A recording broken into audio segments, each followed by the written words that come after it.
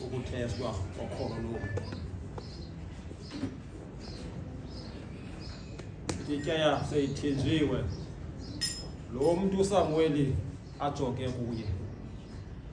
Baphecaweni bakhona abantu esithi xa sibizwa babe si-role models.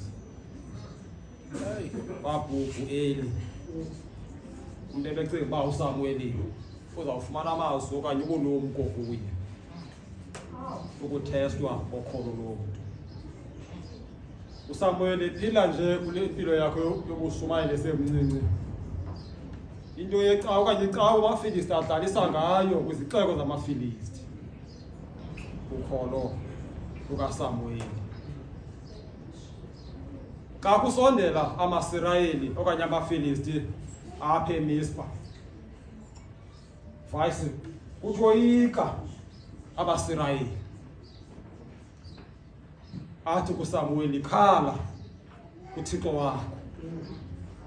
Wabathi xa ejonga kuSamueli aqiniseka kuThixo kaSamueli. Athi sikhalele kuThixo wakho. Wavuma laa ngoma uSamueli xa kusondela amaFilisti. Bawungandilahli mina. Noko ndenje njalo.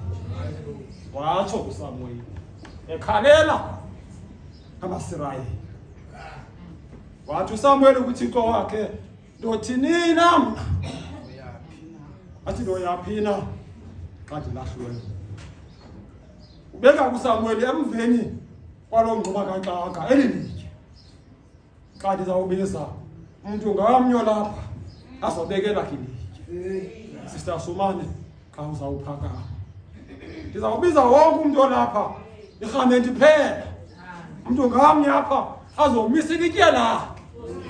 Mhlawumbi xa ujonge impilo yakho kule jeli sivela kuyo uyibeke esikalini. Mhlawumbi uncumile uthi uThixo undihlekisile. Mhlawumbi kodwa nali ithuba loba uzobulela uThixo. Bazalwane bam, mhlawumbi akhona uThixo akwenzeleyo. Kodwa ngobomi uThixo akunike bona. Uzofika namhlanje.